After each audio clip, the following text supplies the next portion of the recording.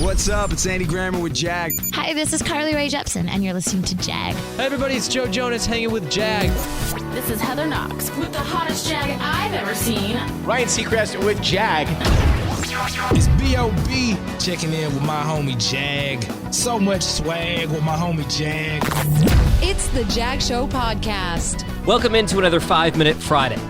We live in an on-demand world, and a lot of times we want that instant gratification, whether that comes from likes on Facebook posts, hearts on Instagram, or retweets. I'm just as guilty of that as anybody else. So it's only natural as a podcaster, you want to get downloads or streams or whatever metric you're using. You want to know that people are listening and consuming and enjoying the content you put out. Well, today I'm here to tell you that that should not be your top priority. Think about the why behind your podcast. Yes, we'd all love to have millions and millions of downloads.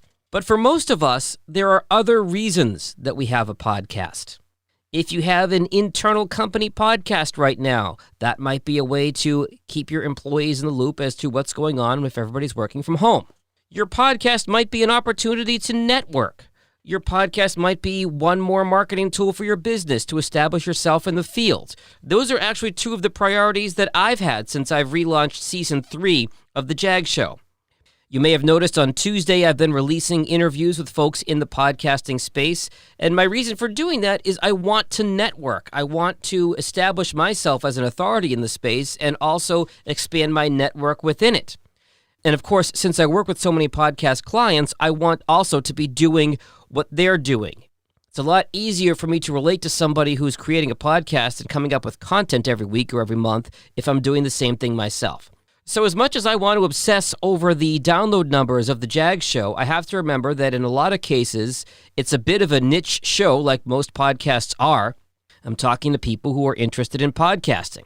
In my radio days, it's broadcasting. You want a huge audience, but podcasting is more about narrowcasting and hitting that specific niche. So again, look at the benefits of doing a podcast and don't worry about the download numbers.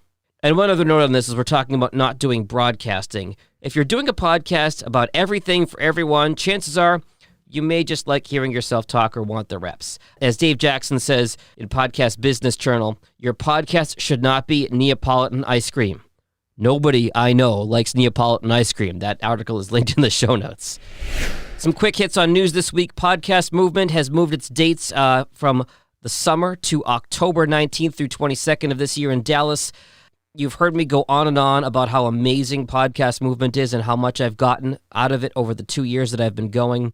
I really do want to go this year. It does fit my schedule, but I'm still waiting because I don't know what the world's going to look like in 1 month, never mind 5. So I'm hoping to go. I'm hoping that the pandemic will be under control, but I do have reservations about it. So I'm going to not make a decision on this for another couple months.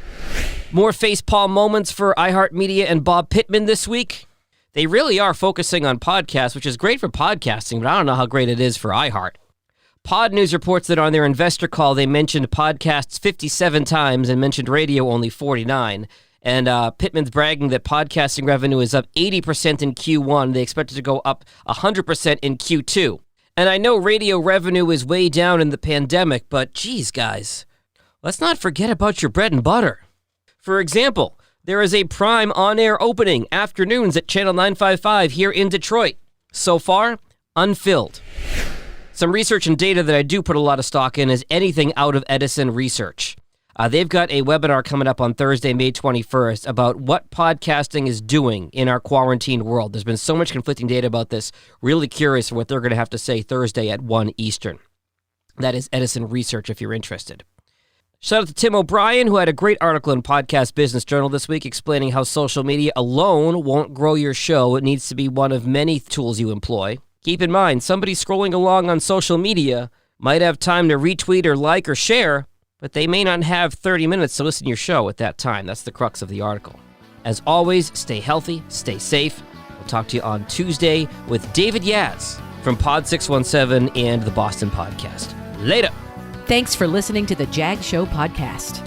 If you like what you heard, be sure to subscribe in Apple, Spotify, Google, or wherever you get your podcasts. New episodes are published every Tuesday and Friday morning. For help with your podcast, Find Jag on social media at Jag in Detroit or on the web at jagindetroit.com.